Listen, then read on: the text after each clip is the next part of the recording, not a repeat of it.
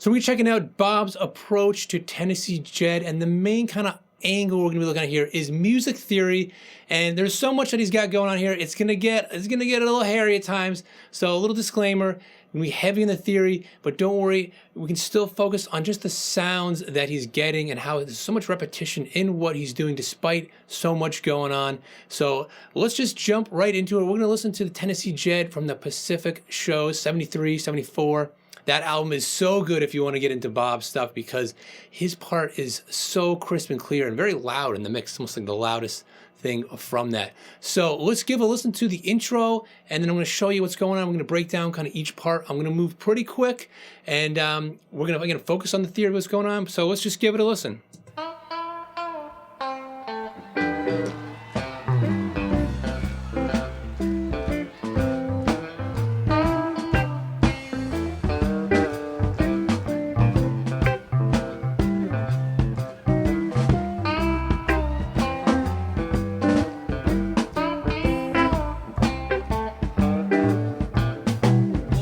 So this song is all in about C, right? C7 though, right?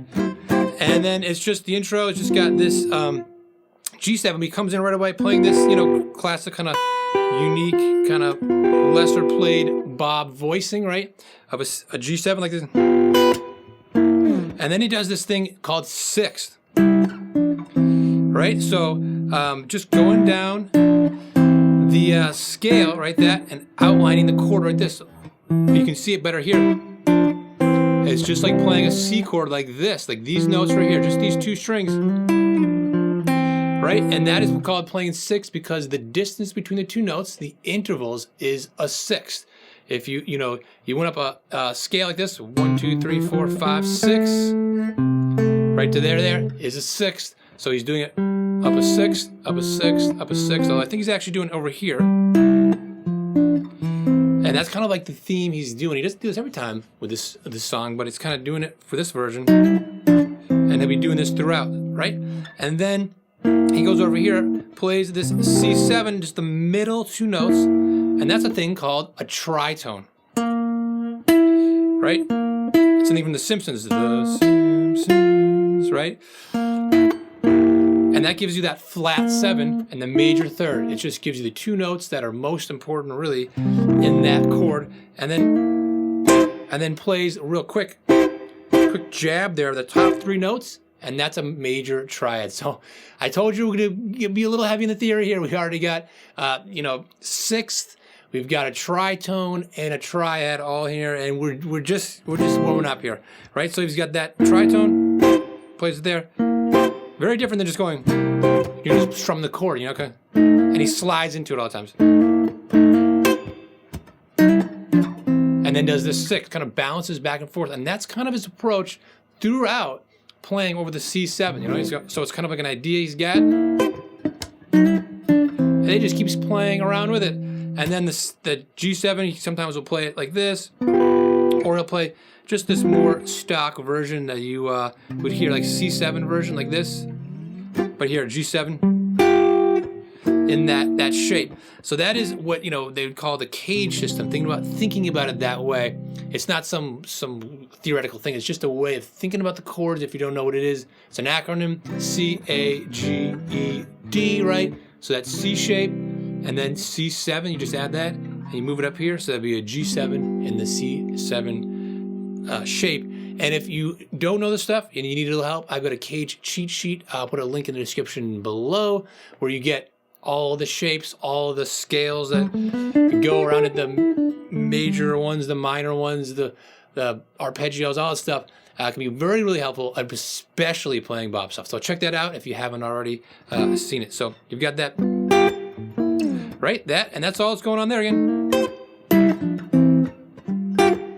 So he's bouncing around with that stuff. So let's check out the verse and see what's going on there. That would be the intro again, right? Let me cue it up. Here we go, right? All the same stuff, right?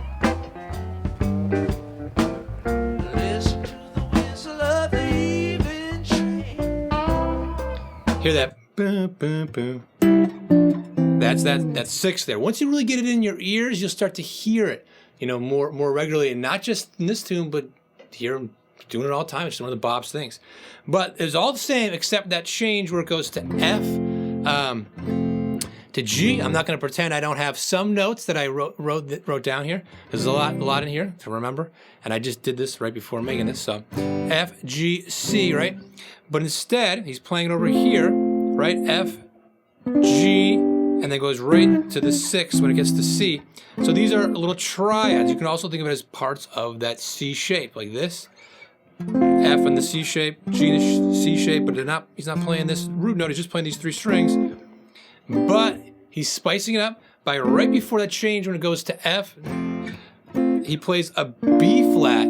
And it's just a little soulful thing that it does. It's this 4-to-1 relationship. You know, I'm going to get too into it, you know, here. As much as I'm getting into theory here, I'm going to have to try to rein myself in because I could go off and talk for hours about some of these things here. But he's doing that B flat, F, gives it that soulful edge.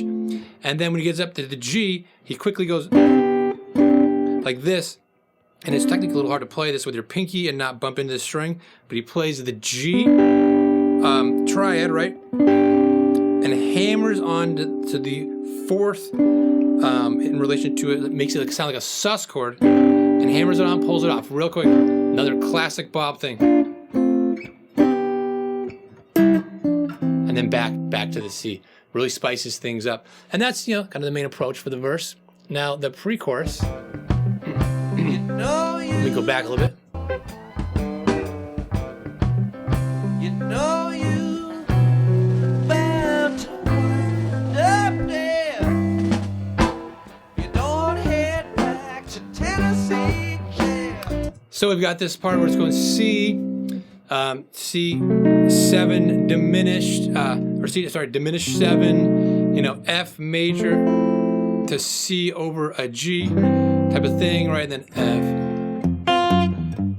G to C, and then the same thing there, right? So he does this thing going, actually, let me do the timing again, right? Yeah. So he's doing some palm muting, right? Like right here, putting it down. I can see here in the second camera, just right in the bridge there, palm muting a little bit. Another classic little Bob thing, you throw it in there, kind of spices things up.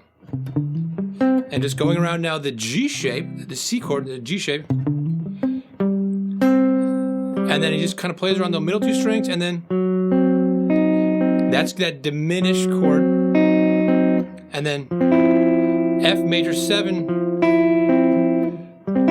back up to here. So it's just a C over G. That G is in the bass there, the lowest note. So this part right here is like, it's got a lot of movement where this note is going down, down, and then back up, right? And this note is also going down, but then it goes back up. So there's a lot of this movement of different notes. They call it counter melody there. You've got right there, that diminished to the F major 7 is got a counter melody, right? Very cool thing. And then going to F, that same thing of F, G, C, but this time he just throws in there's the triad, but throws in an F, D, so that's the root of the chord and the 6th. And that 6 gives it an extra kind of like sweet sound. And then the same thing, that just sliding it up for the G, so you get this idea up here. Back to the 6th and things. So let's just keep trucking through here. So it goes back to the verse, same overall stuff there. Pre-chorus here, second time, just a slight difference, right? Let's check it out. Well, you know, people, it's like I said, you better head back to Tennessee Jed. So not really a slight difference, a bigger difference. Starts out the same chord, same way, but he plays it differently. Instead of this, he's up here going like this. Here at the end.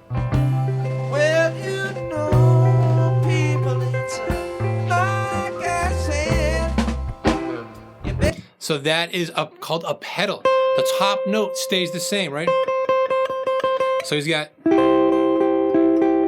just a C triad, like this is part of the E shape, and just get that picking through it, and then he's moving it down, the diminished one, right? That C on top, and then goes like this, which makes it kind of like a F6, which is even though it's an F major 7, still kind of works. And this would be part of just a regular C shape like this. So, right, and that's just a nice like a twist from before. So he's got a different idea over the same progression. Then going over the F. All the kind of same thing there, except this time it lands on a C. So these triads are all nice and tight and close and nice and smooth, you know. But then the little twist here with the chords is it goes B flat, B flat, F, G, C, right? So he does it this way: B flat, F, G, C, triads, and all right in the beat. If you did that, sounds great, you know. Nice and smooth, but he throws in a little arpeggiation, you know, picking through it on the third one. Sounds better, but he actually throws in the fourth string, that fuller, you know, you could say a C shape, G the C shape. And again, if you don't know these shapes, check out that Kate sheet in the description down below. And then he does, but just 3 notes. So you go, and then the last one 2 notes. So you got, so much better than. You got, right? And that's just classic Bob stuff. So really spicing up these little tiny details make such a big difference. Now the last part before the solo section, the chorus, right? Tennessee, Tennessee, there ain't no place I'd rather be. Baby, don't you carry me back to Tennessee. So not as much new stuff going on here, just playing that, you know, it's all just, you know, F, C, and G, so that 1, 4, 5 starts on the F, and he's playing more up here, I'm hearing. I mean, you could do it here. And throwing in that 6th again, that D, but I'm hearing it more here, like, kind of like a, almost Hendrix style, you know, right?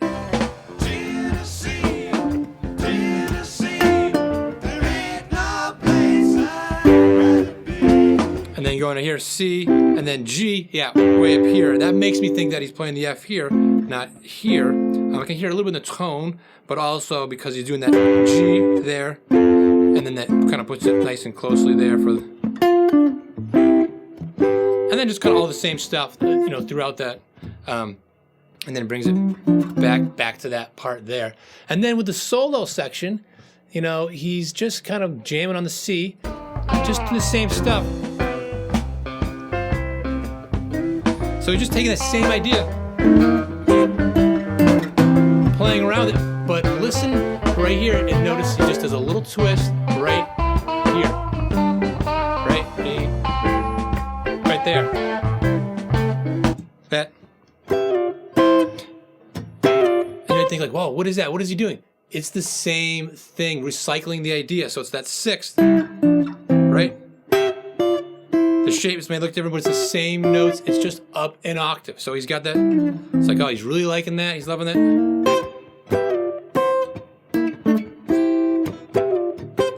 Right? And that's it. So it's a great way of really getting the most out of something that you know and like. And then let's see here. It goes up to the F.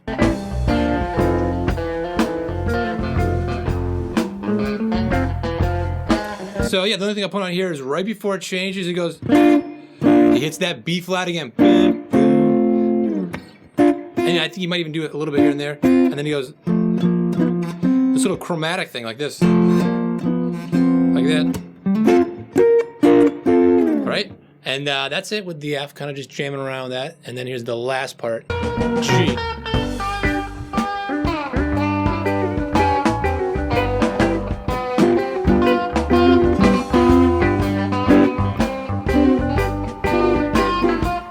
kind of playing that sus thing again. He's doing a little more like that G7.